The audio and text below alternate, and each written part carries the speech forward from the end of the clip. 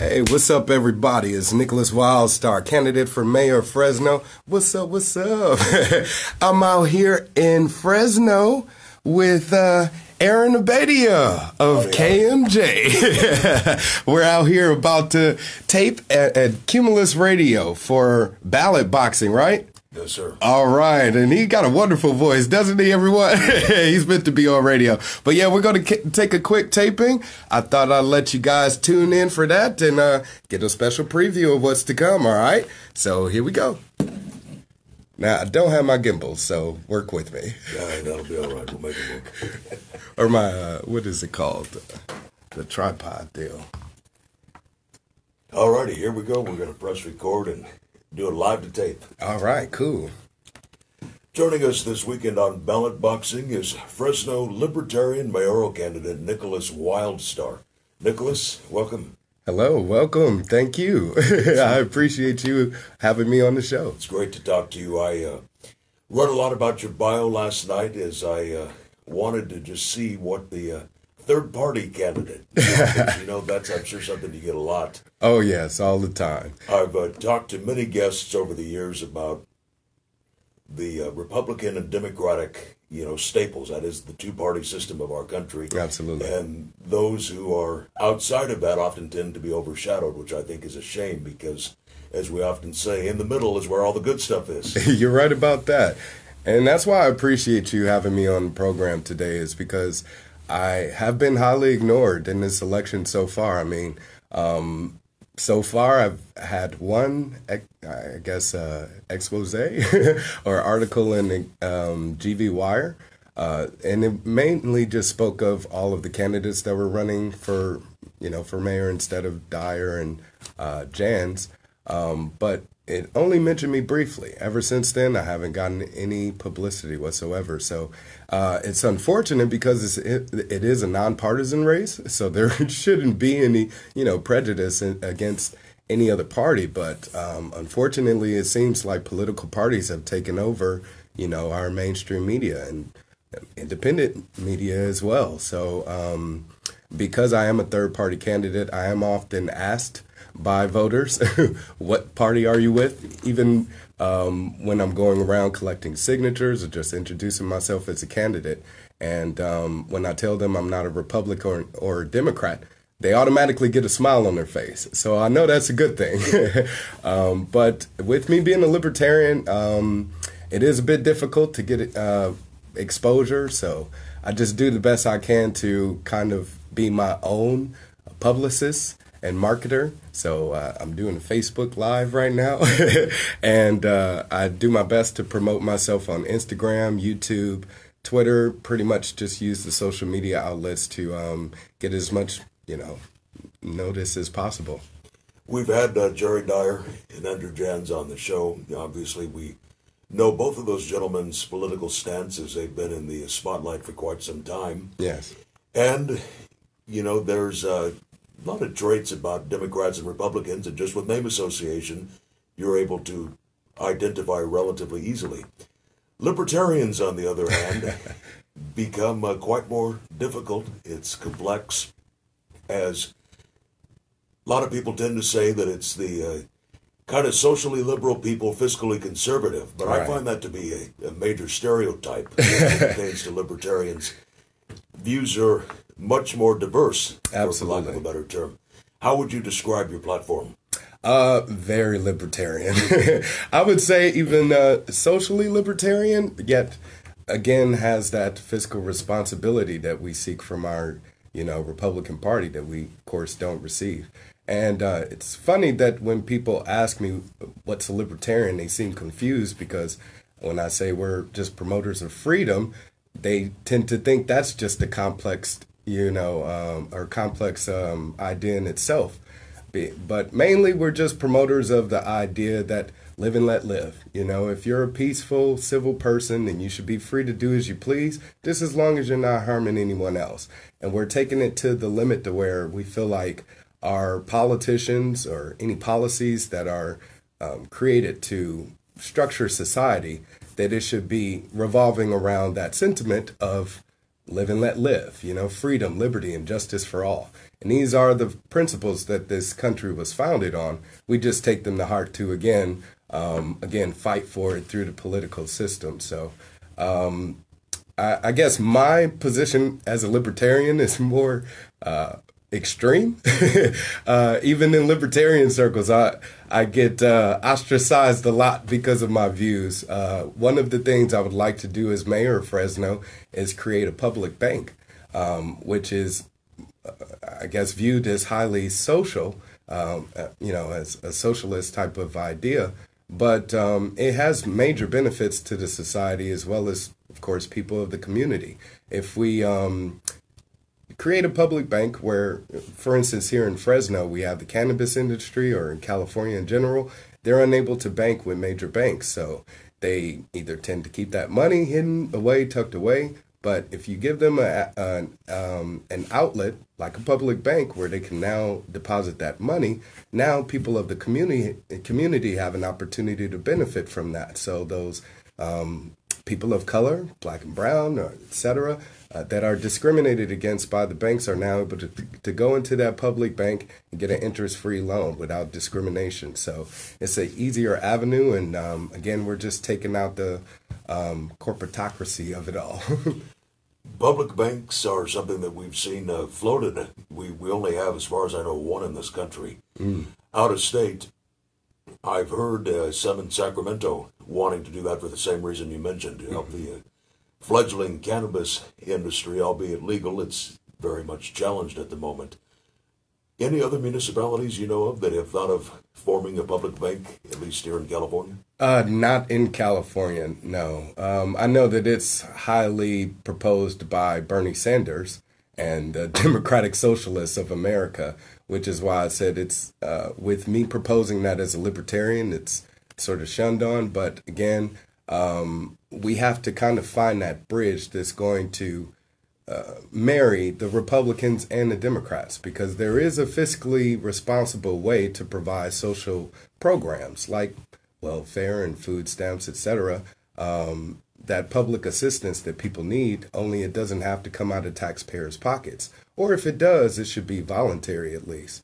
And that's another proposition of the libertarians, is we feel like if you're going to have to pay, going to pay taxes, you should do so willingly. If you're forced to do so, then that's, in a sense, theft. If I came to you and said, give me your wallet, I'd be stealing from you. But for some reason, when the government does that, it's not viewed as being so criminal. So I think it's more so just changing our mindset about how we view government, not as being some hierarchy that has power and authority over our lives, when we are the authority that created the government. Without our consent, they would not be able to govern us at all. We're talking with Nickolas Wildstar here on Ballot Boxing this weekend, a libertarian running for mayor of Fresno.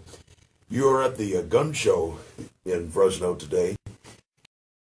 It's got a lot of media attention. Last week was Mayor Lee Brand's proposal that successfully made it to prevent CCW holders from entering City Hall with their weapons.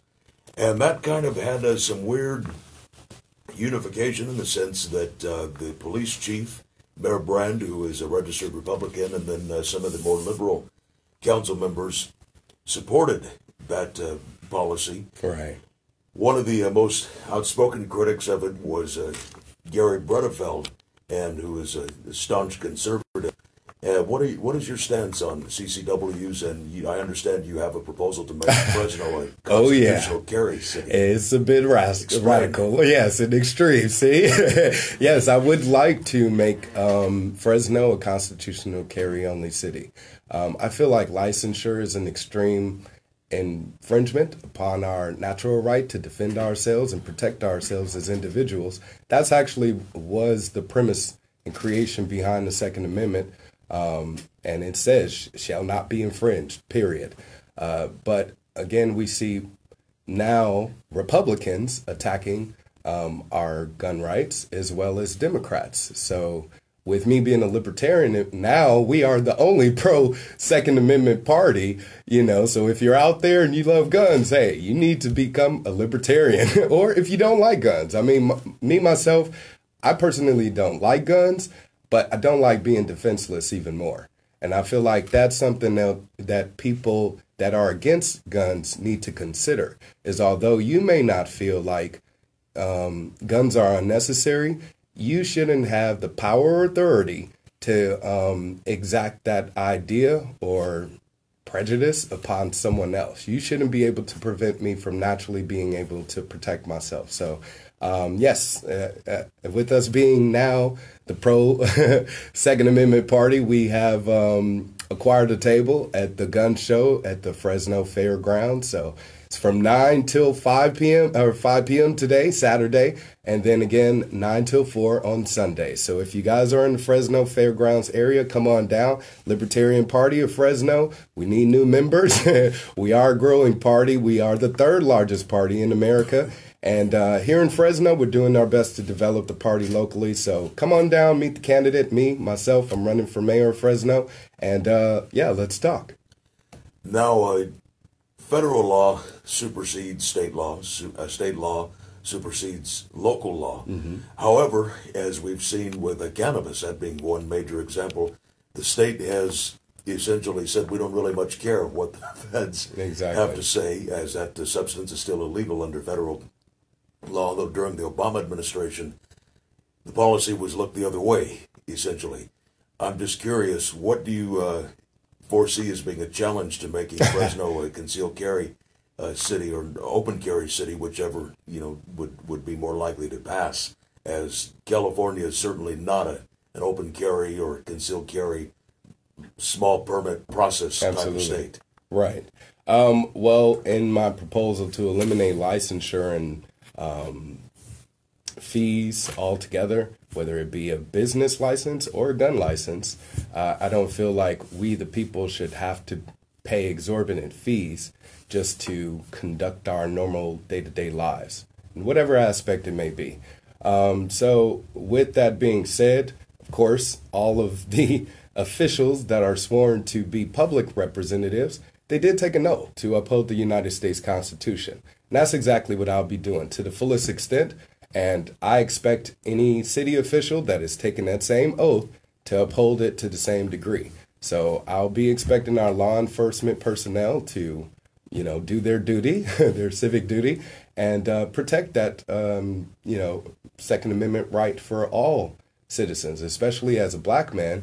One thing that has been a target of the police is people of color, and if they're carrying a weapon, most likely they're going to jail. I met a gentleman who was white, actually, spent a few years in jail for a weapons violation, but that actually was a collapsible baton. So in the state of California, because the laws are so broad and vague, it can be anything. And if one thing is outlawed, then it pretty much can blanket everything else.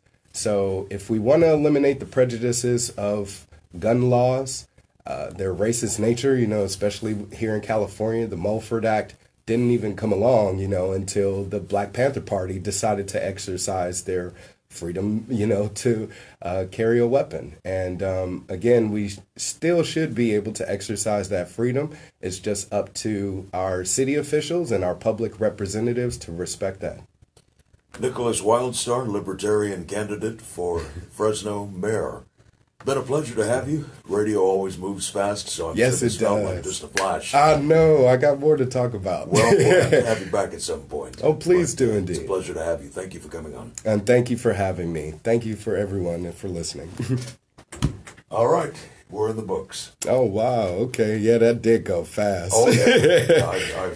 I've often said I grow old on the microphone before my very own eyes. Right, I'm sure. But, he does this like a pro every day. Aaron here. Hello.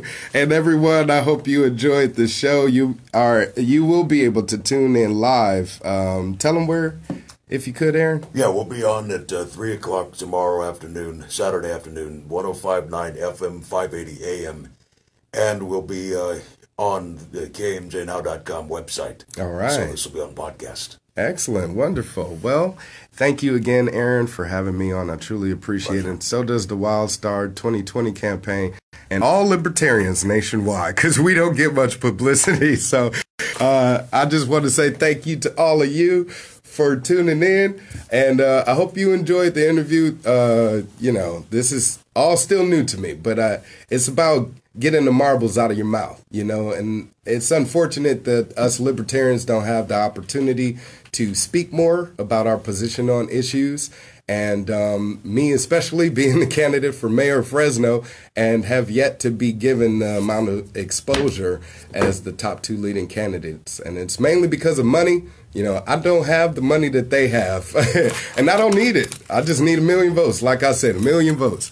Well, here in Fresno, not 1 million people, but if we get that 500,000 that's registered to vote, to come out and vote, trust me, we, the people, will win. So till next time, long live liberty, y'all. Peace.